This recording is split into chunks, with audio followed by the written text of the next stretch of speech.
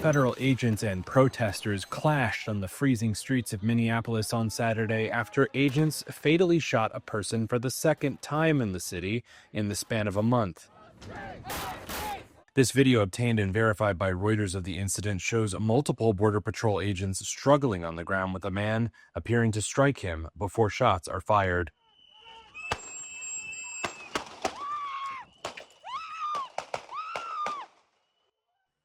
Local media have identified the man who was killed as 37-year-old Alex Pretti. Public records show Alex Pretti lived in Minneapolis, and people who identified themselves on social media as former colleagues said he worked as a nurse. The U.S. Department of Homeland Security said the Border Patrol agent fired in self-defense after attempting to disarm a man who was a U.S. citizen. Federal officials said he approached them with a handgun and 2 magazines. Reuters could not verify DHS's description of events.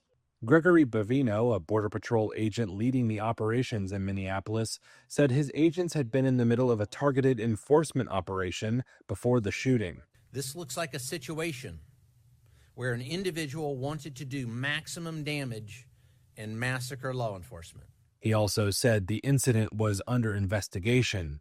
Local leaders questioned that account later in the day, and Minnesota Governor Tim Walz called on U.S. President Donald Trump to withdraw the 3,000 agents he's ordered into the city for an immigration crackdown. Donald Trump, I call on you once again. Remove this force from Minnesota. They are sowing chaos and violence. We've seen deadly violence from federal agents again and again and again.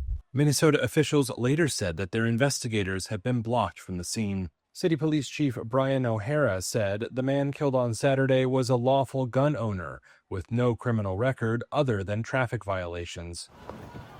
Saturday's shooting later drew hundreds of protesters to the neighborhood where the shooting took place to confront the agents, who deployed tear gas and flashbang grenades.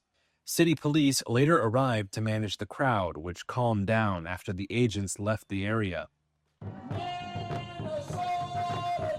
It all took place a day after more than 10,000 people took to the streets in frigid conditions to protest the crackdown.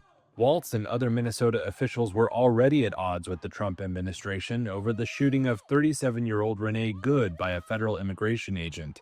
Trump officials have also said that agent acted in self-defense in that separate earlier instance and have refused to allow local officials to participate in their investigation.